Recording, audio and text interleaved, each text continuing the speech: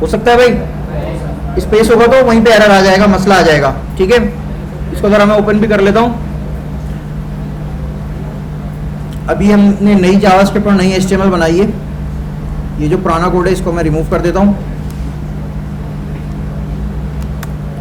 ठीक है, और इसी तरह जावास्क्रिप्ट में भी अब इसमें कुछ भी नहीं रखा हुआ।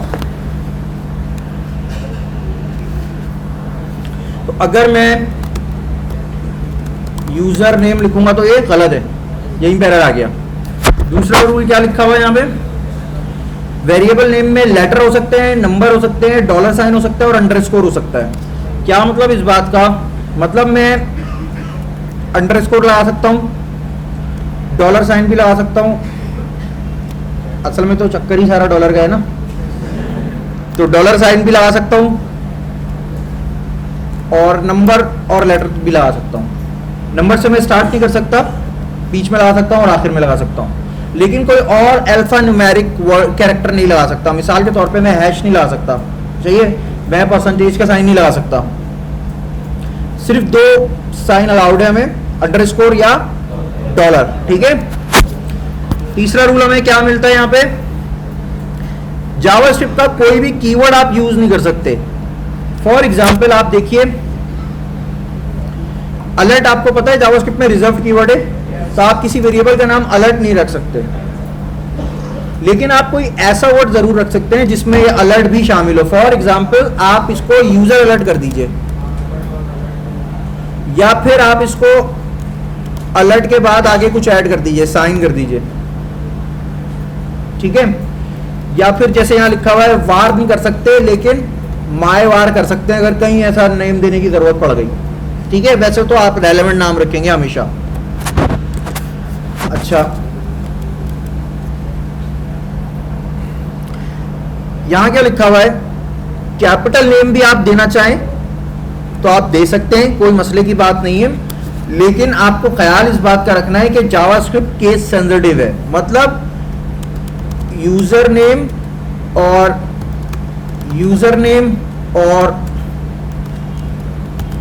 यूजर नेम और यूजर नेम, ये चार अलग वेरिएबल हैं। सॉरी, ये वाला नहीं, ये ऑटो करेक्ट हो गया, अब सही है। ये चार, ये क्या सबको इसने सही कर दिया क्या? नहीं यार, ऑटो करेक्ट नहीं करना मुझे, ऐसे कर देना। और इसमें मैंने कुछ चेंजेस की थी। ठीक है, बहरहाल आपको बात समझ आ गई ना। तो ये चारों अलग कैरेक्टर हैं, तो केस सेंसिटिव है आपकी जावास्क्रिप्ट। ठीक है, इसके अलावा यहाँ पे फिफ्थ मोस्ट इंपॉर्टेंट पॉइंट लिखा हुआ है कि आपकी जावास्क्रिप्ट में नेमिंग कन्वेंशन कैमल केस होना चाहिए। ऑल्दो ये चारों लीगल वेरिएबल नेम है, बट आपको चाहिए कि आप किस तरह दें, इस तरीके से नाम डिफाइन करें। ये जो ऊपर दिए हुए हैं इनको कोशिश करें अवॉइड करें, वो भी चल जाएंगे, बट कोशिश करनी है हमने कि उसको हम अवॉइड करें। ठीक है, कैमल केस को फॉलो करना है हमने। ये 4-5 रूल दिए हुए हैं बस, और कोई रूल नहीं है। यहां पे इन्होंने कुछ सजेशंस दिए हैं वेरिएबल नाम देने के लिए। ये कह रहे हैं कि फेवरेट से क्या पता लग रहा है ये क्या होगा। यहां ये कह रहे हैं कि एक्स नाम देने की जगह यूजर नेम कर दें। वेरिएबल का नाम एक्स हो और उसमें यूजर नेम रखा हो, उससे बेहतर है वेरिएबल का नाम यूजर नेम हो और उसमें यूजर नेम रखा हुआ। ठीक है, इसी तरह ये कह रहे हैं, ये जरूरत से ज्यादा मुख्तसर हो गया है तो इतना रख लो, रीडेबल हो रहा है, लेकिन कह रहे हैं आप इतना बड़ा भी नहीं रख दो। Best supporting actress in drama और कॉमेडी, ये जरूरत से ज्यादा बड़ा हो गया। तो रेलेवेंट रखना है, मुनासिब सा नाम रखना है, पढ़ने से समझ में आ जाए इसमें क्या इंफॉर्मेशन स्टोर हो रही है। ठीक है, तो ये यहाँ पे कुछ टेक्निक्स बताई हैं और ज़्यादा कुछ नहीं है, और ऑलरेडी हम इस पर काफ़ी काम कर भी चुके हैं। यहाँ पे कुछ मैथ एक्सप्रेशन की बात हो रही है, और मैथ एक्सप्रेशन जो हम ऑलरेडी पढ़ते हुए आ रहे हैं, 9-10 वगैरह में भी पढ़ी है, प्राइमरी क्लासेस में भी पढ़ी है, पढ़ते हुए आ रहे हैं। फॉर एग्जाम्पल मैं अगर यहाँ पे लिखता हूँ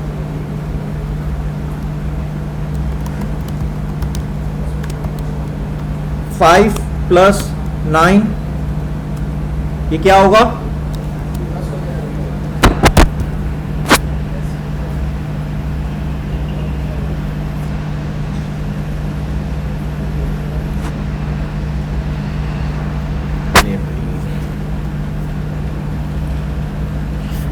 ये हो जाएगा क्या? कंसोल पे आना चाहिए 14 आना चाहिए बेटा। ये जो इतनी जोर से तुम बबलें फाड़ रहे हो ना,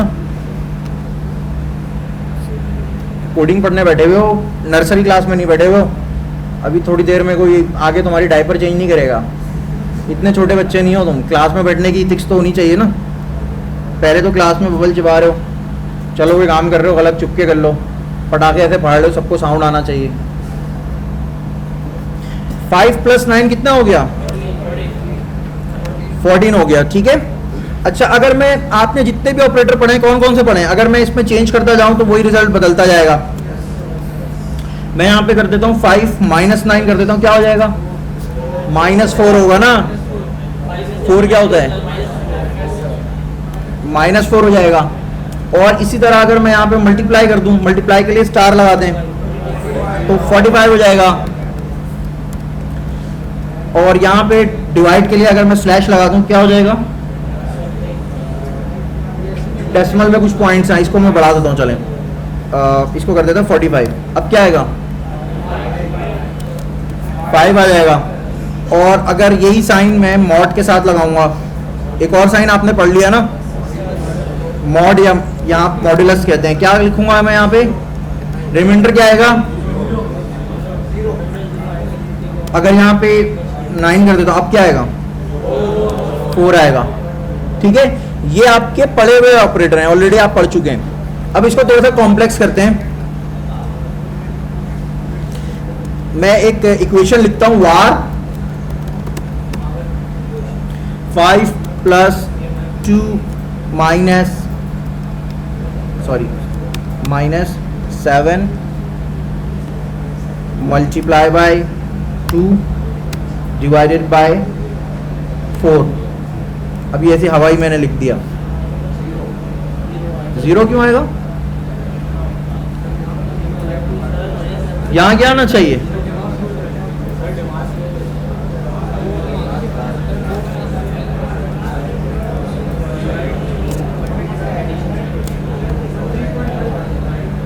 चला लिया आपने, वर्बली कर लिया। अगर मैं इक्वेशन को कंसोल कराऊंगा तो क्या आना चाहिए? आंसर नहीं आएगा? आंसर तो आएगा यार, आंसर आएगा, लेकिन ये कैसे चलेगा? 5 plus 2 7, 7 minus 7 0, 0 multiply by 2 0, 0 divide by 4 0, ऐसे चलेगा? यहां पे अप्लाई होगा बॉडमास रूल, जो आप पहले पढ़ चुके हो, अगर पढ़ा है तो। साल तो एक ही पढ़ा भी हो रहा है यार। पहले ब्रैकेट सॉल्व होते हैं, फिर डिवीजन सॉल्व होता है, फिर मल्टीप्लिकेशन सॉल्व होता है, फिर माइनस या प्लस सॉल्व होता है, ऐसा ही होता है। अभी कोई ब्रैकेट यहाँ नहीं है, तो सबसे पहले क्या सॉल्व होगा? 2 डिवाइड बाय 4 क्या हो जाएगा? 0.25 हो जाएगा ना। इसको मैं राउंड करने के लिए 4 ही कर देता हूँ। 4 डिवाइड बाय 4 कितने हो गए? 1 हो गया। 1 मल्टीप्लाई बाय 7 कितना हो गया? 7 माइनस 2 में से 7 निकालोगे तो -5 हो जाएगा। -5 और +5 कितना हो जाएगा? अच्छा, यहां तक अगर आप आ चुके हो ना, तो माइनस पहले करो या प्लस पहले करो, एक ही जवाब आता है, ठीक है। तो आंसर इसका टेक आना चाहिए हमारे हिसाब से 0 ना आना चाहिए ना, कुछ और आना चाहिए। चल आगे देखते हैं।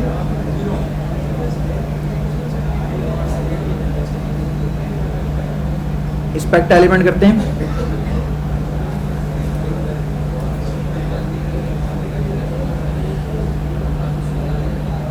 जीरो आया हुआ, मुबारक हो, ठीक है भाई। वापस आते हैं, इस इक्वेशन में थोड़ी सी मॉडिफिकेशन करते हैं और अपने रिजल्ट को चेंज करते हुए देखते हैं, ठीक है। मैं कहता हूं लेट से, अब क्या होना चाहिए? सबसे पहले 2 में से -7 हुआ तो क्या बनेगा? -5। तो ये आंसर हो जाएगा -5, ठीक है। -5 जब बाहर आएगा तो अगेन ये -5 हो जाएगा ना, ये हो जाएगा -5, ऐसे हो जाएगा। 4 डिवाइडेड बाय 4 क्या हो जाएगा, 1 मल्टीप्लाई बाय -5, -5 हो जाएगा। -5 और +5 क्या हो जाएंगे, फिर से 0 हो जाएगा। यार ये हमेशा 0 ही क्यों आ रहा है यार।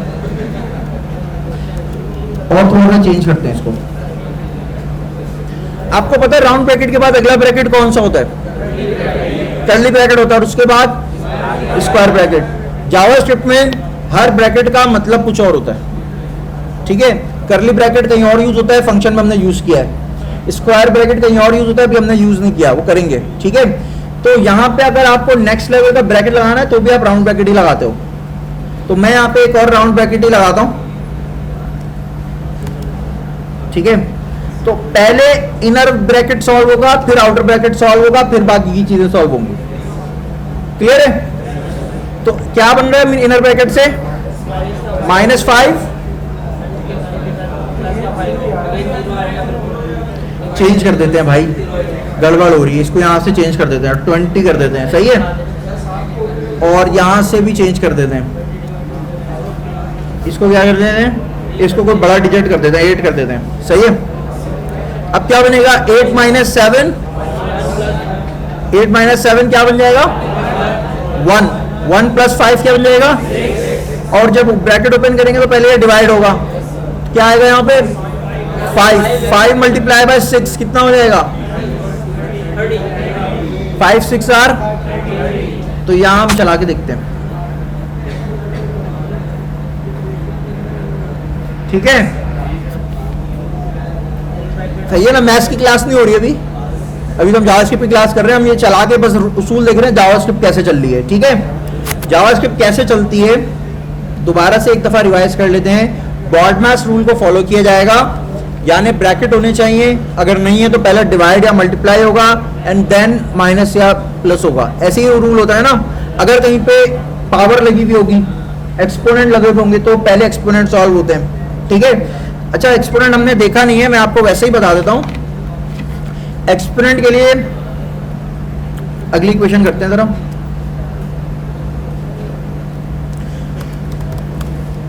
console.log 5 मल्टीप्लाई बाय 2, इसका क्या मतलब होता है, मैं 5 को क्या कर रहा हूं 2 से, लेकिन अगर मैं यहां पे 2 बार स्टार लगा दूंगा ना तो इसका मतलब है मैं पावर डिफाइन कर रहा हूं। 5 की पावर क्या है 2, यानी 5 स्क्वायर है, यहाँ पे कितना बन जाएगा 25 बन जाएगा, सही है। अगर मैं क्यूब डिफाइन करना होगा तो 5 multiply by 5 25 multiply by 5 125, double multiply नहीं, पावर जिसको बोलते हैं, एक्सपोनेंट जिसको बोलते हैं। साइन 2 बार स्टार लगता है, 2 बार स्टार का मतलब आप पावर डिफाइन कर रहे हैं। और इसमें भी कंफ्यूजन हो रही है तो कोई मसला नहीं है, ये कोई इतना लॉजिकल चीज नहीं है, बाद में समझ लेंगे इसको, ठीक है। आप क्या पूछ रहे हैं, किससे,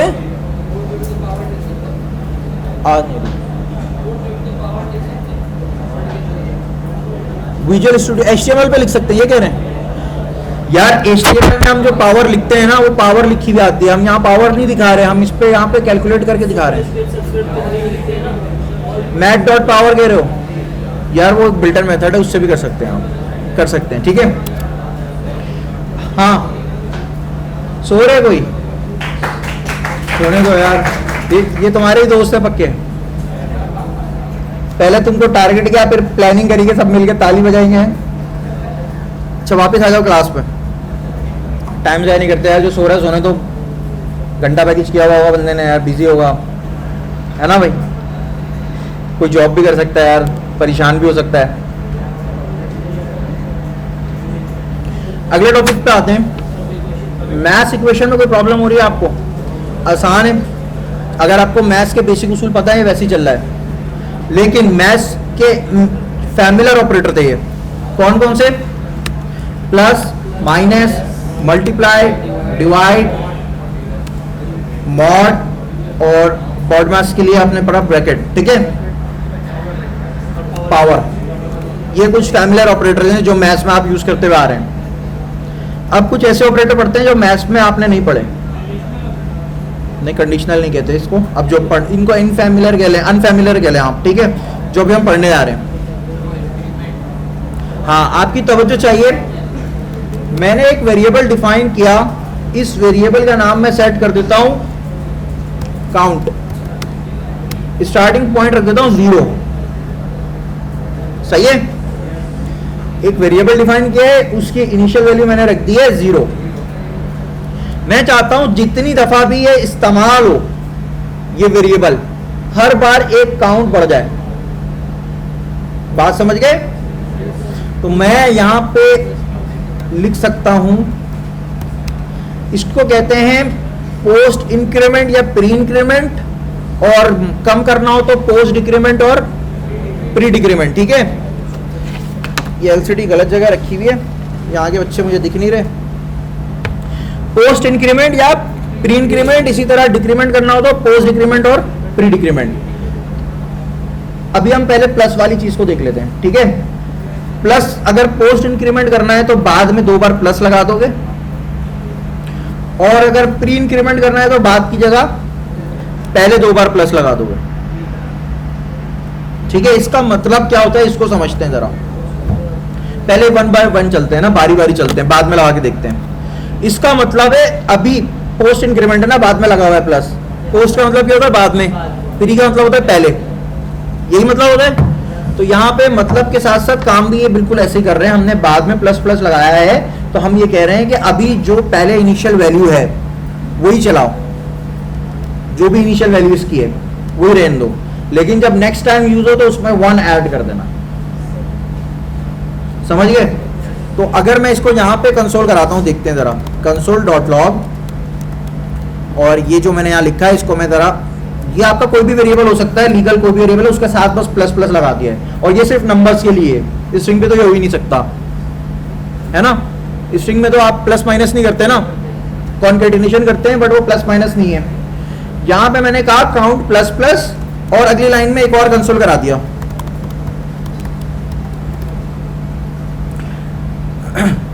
41 पे क्या वैल्यू है?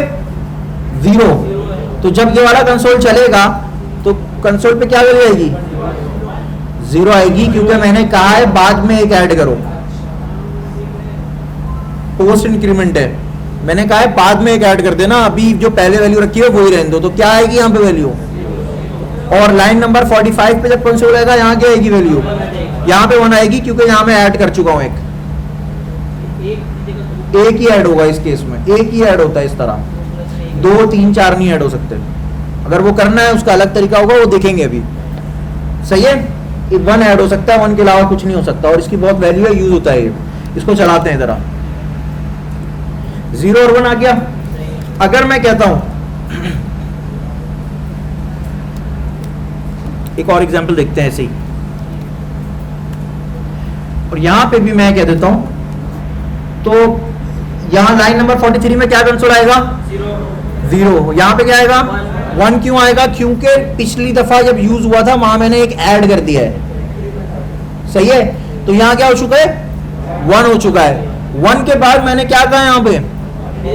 मजीद एक ऐड कर दो, तो इस वाले कंसोल में क्या आएगा? समझ गए बात? चलाते हैं, दोबारा समझते हैं। यहां पे ना मैं कमेंट में वैल्यू लिखते जाता हूं। इस वाले काउंट के वक्त वैल्यू कितनी है? असल वैल्यू क्या है? 0 है, और हमने कोई ऐड भी अभी नहीं किया, हमने बाद में ऐड किया। हमने कहा जब चल जाए उसके बाद ऐड करना, तो जब चला उस वक्त क्या वैल्यू थी? 0 थी, वो प्रिंट हो गई, अगली लाइन में आया। यहां पे दोबारा वही वेरिएबल यूज हुआ है, लेकिन अब काउंट की वैल्यू क्या है? क्यों 1 हुई है? क्योंकि यहां इस वाले लेवल पे चलने के बाद हमने एक ऐड कर दिया था, वेरिएबल हमने मॉडिफाई कर दिया था, उसमें जो पहले से वैल्यू है उसमें एक ऐड कर दिया है। तो यहां क्या वैल्यू मिली हमें? 1 मिली, और यहां पे भी 1 मिलने के बाद यानी 1 जब चल जाए तो हमने क्या कहा है? मजीद एक ऐड कर दो। दोबारा प्लस प्लस लगाया है, दोबारा लगाया प्लस प्लस, तो अगली लाइन में जब यहाँ पे आए तो अब इसको क्या वैल्यू मिल रही है, 1 में अगर एक और 1 ऐड कर दें तो क्या वैल्यू बनेगी, 2 बनेगी। क्लियर हो रही है बात? जी बेटा पूछिए। हाँ, अगर मैं यहाँ पे 10 लिखूंगा ना तो उसके हिसाब से पड़ेगी। आइए देखते हैं, काउंट की वैल्यू क्या रखी है, 10। इनिशियल वैल्यू क्या है यहाँ पे, 10, तो क्या कंसोल होगा, 10 होगा। लेकिन अब उसमें एक ऐड हो चुका है, अगली दफा जब चलेगा तो यहाँ क्या मिलेगा, 11। जब 11 भी चल जाए तो मजीद एक ऐड कर दिया हमने, तो यहाँ क्या मिलेगा, 12 मिलेगा। चला आते देखते हैं, ठीक है, 10, 11, 12। इसी की एक और एग्जांपल देखते हैं। मैं इसी को डिलीट नहीं कर रहा, कॉपी करते हैं और आगे एक और एग्जांपल बनाता हूं।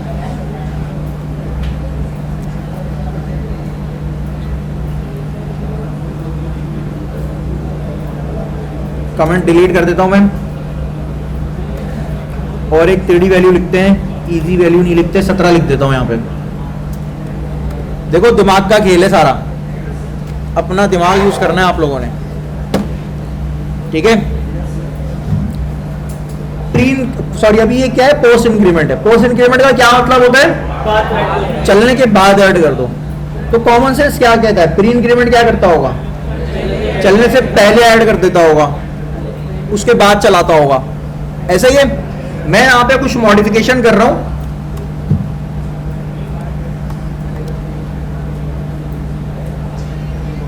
अब वैल्यूज बदलनी चाहिए, ठीक है। सबसे पहले 1 बाय 1 चलेंगे। इनिशियल वैल्यू क्या रखी है मैंने, 17।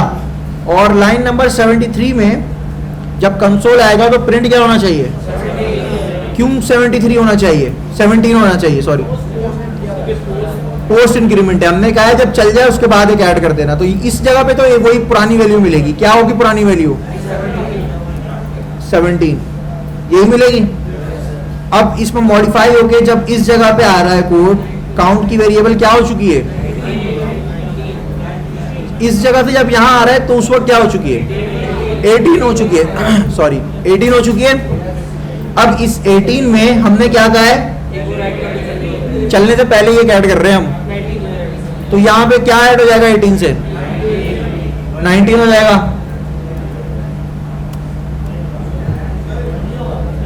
क्यों नहीं होगा, हाँ पूछे,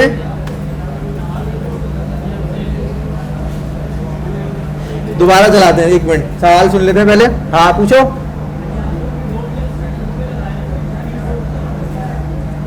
तो इंक्रीज ही तो किया मैंने, और क्या किया है,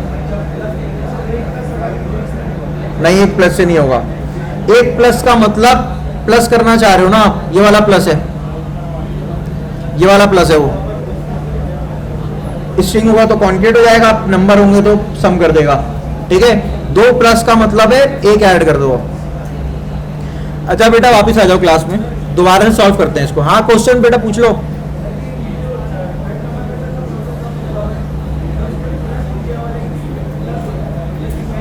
कर रहे हैं, अभी सॉल्व कर रहे हैं। सबसे पहले तो तवज्जो से सुन लो मैं क्या बोल रहा हूं, ठीक है। हमने यहाँ पे क्या वैल्यू लिखी हुई है, काउंट की वेरिएबल की वैल्यू क्या है, 17 है। और यहाँ पे हमने वेरिएबल कब मॉडिफाई किया, जब चल जाए कोड, है ना। तो यहाँ पे जब कंसोल होगा तो वैल्यू क्या आएगी, तो ये आ गई 17, चल चुका है। अब 17 की वैल्यू में एक हमने प्लस किया इस जगह पे, क्या हो जाएगा वैल्यू, वैल्यू क्या हो जाएगी, 18 हो जाएगी, 18 हो जाएगी। तो जब लाइन नंबर 75 में आएगा तो काउंट का जो वेरिएबल है उसकी वैल्यू क्या है, अगर मैं इसको हटा दूं ना यहाँ से, तो काउंट की वेरिएबल की वैल्यू क्या है, 18 है। और मैंने यहाँ क्या कहा है, प्री इंक्रीमेंट, चलने से पहले ही एक ऐड कर दो। तो 18 में एक ऐड कर देंगे तो क्या होगा, 19। और इस वाले कंसोल में क्या आएगा, 20 क्यों आएगा, कहीं पे ऐड किया दोबारा, 19 जब चल गया तो उसके बाद कहाँ पे ऐड किया हमने, या ना तो यहाँ पे दोबारा ऐड किया ना यहाँ पे दोबारा ऐड किया, तो 19 ही आएगा ना। बहुत यूज केस है, यूज करेंगे हम, मेरे ख्याल है अगली क्लास में इसका यूज होगा, और ये बहुत ज्यादा यूज होने वाली चीज है। चला के देखते हैं, 17, 19 और 19, ठीक है। प्लस प्लस का मतलब पता लग गया, माइनस माइनस भी देख लें जरा जल्दी से।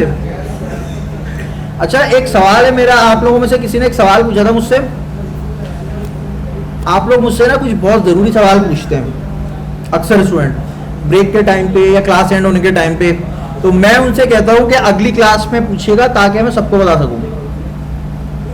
उसका रीज़न ये होता है आपका सवाल इतना इंपॉर्टेंट होता है कि मुझे लगता है उसका जवाब सबको पता होना चाहिए, लेकिन आप ठहरे लेजेंडरी इंसान, अगली क्लास में आपको भी सवाल याद नहीं होता।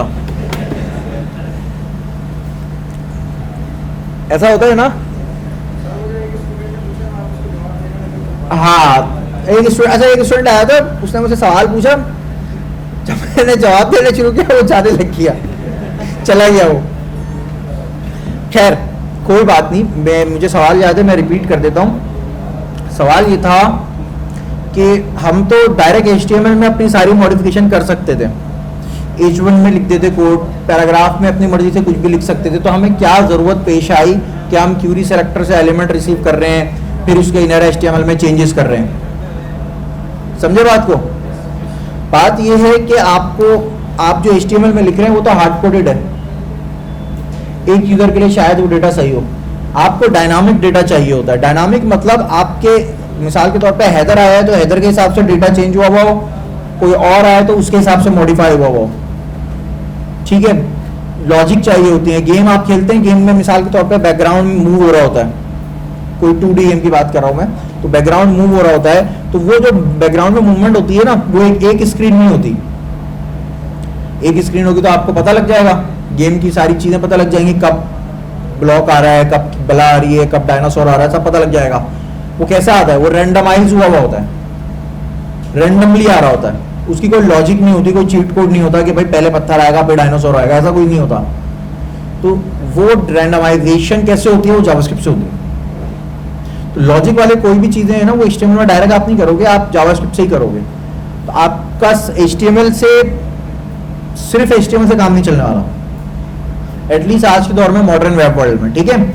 इसी तरह जो ये अभी हम काम कर रहे हैं ना, ये जरूरी है, तभी मैं पढ़ा रहा हूँ ना, वरना मैं पढ़ाता भी नहीं, ठीक है। आइए अब हम पोस्ट इंक्रीमेंट के बाद और प्री इंक्रीमेंट के बाद डिक्रीमेंट की एक एग्जांपल देखते हैं।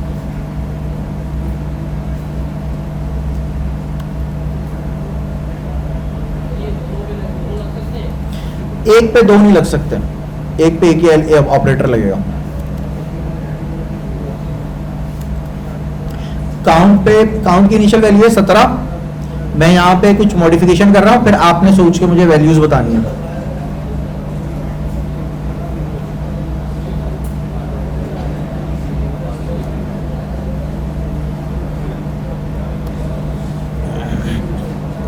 काउंट की वैल्यू क्या है? 17 है। मैंने कहा यहां पे प्री डिक्रीमेंट है, प्री डिक्रीमेंट मतलब चलने से पहले ही एक कम कर दो, तो 17 से क्या हो जाएगा? तो जब यहां पे कंसोल आएगा वैल्यू क्या मिलेगी? 16। लाइन नंबर 116 पे आया, तो यहां क्या कहा है हमने? जब चल जाए फिर एक कम करना, तो 16 थी वैल्यू, प्रिंट क्या होगा? 16 ही प्रिंट होगा। अब -1 हो जाएगा, 16 में से एक कम किया, कितने हो गए? 15 हो गए। और जब लाइन नंबर यहां पे आया, यहां पे आपने कहा चलने से पहले एक और कम कर दो, क्या वैल्यू हो गई? 14 हो गई, ठीक है भाई। चलाते हैं अब,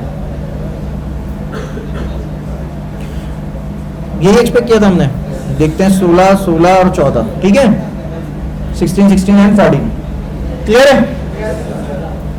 आइए एक और मिसाल देखते हैं, अब सबको मिला देते हैं, अब बनाते हैं खिचड़ी।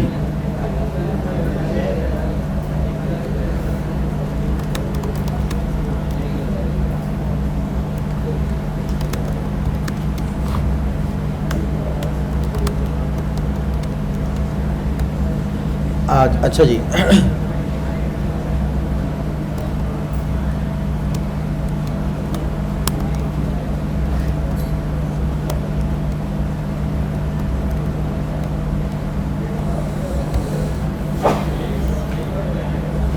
क्या हुआ?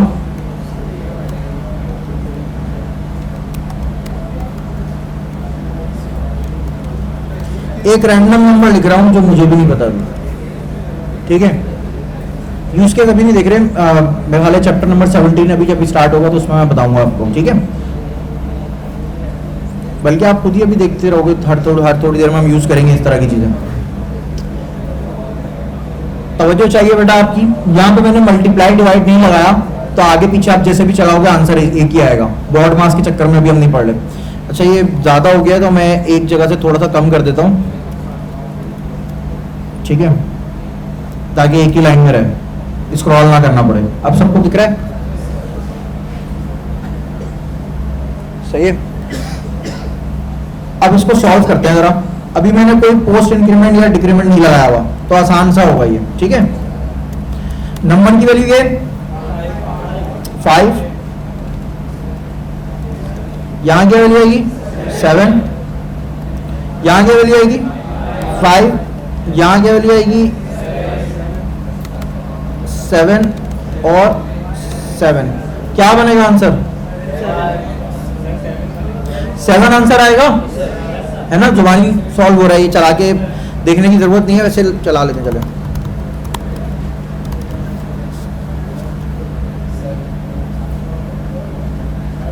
सेवन आ रहा है। अब मैं इसमें करने वाला हूं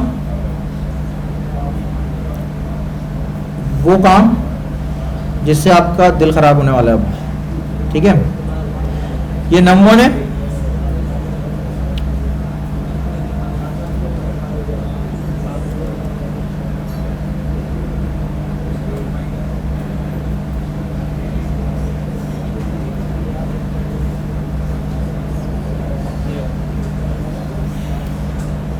ठीक है। आप सॉल्व करते हैं इसको, करें सॉल्व। इसको तो सबसे पहले हम यहां से हटा देते हैं, जो भी ऑपरेटर है ना इनको हटा देते हैं।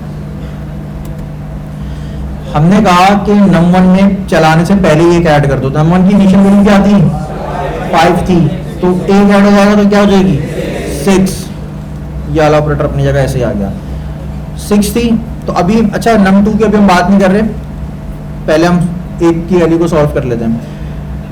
नम 1 की इनिशियल वैल्यू क्या हो चुकी है? यहाँ पे 6 हो चुकी है, और यहाँ पे क्या होनी चाहिए? फिर 6 होनी चाहिए, 6 होनी चाहिए। लेकिन उसके बाद हमने कहा एक क्या करो, बढ़ा दो अगली वैल्यू में। दोबारा कभी हमने यूज ही नहीं किया, अगर यूज होता तो एक बड़ी भी वैल्यू आती। अब आते हैं नम 2 के ऊपर।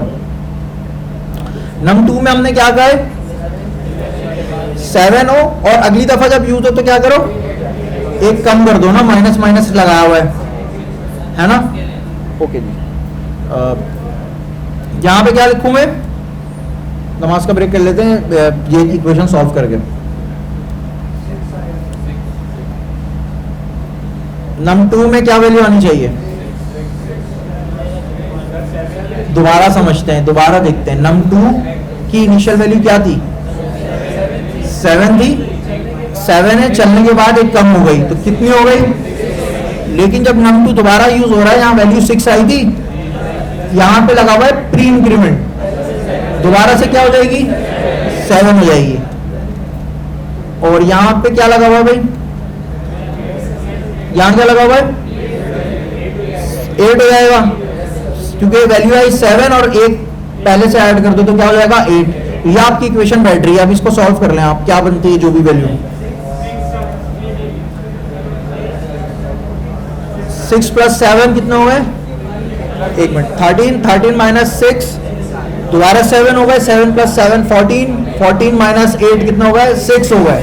तो 6 आंसर आना चाहिए। सही है। क्या क्वेश्चन था बेटा?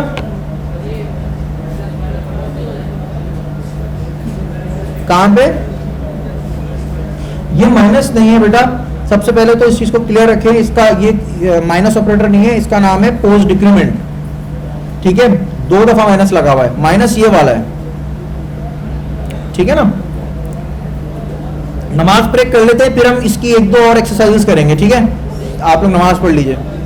अच्छा देखते हुए जाना, किसी को 2 मिनट देख लो फिर चले जाओ।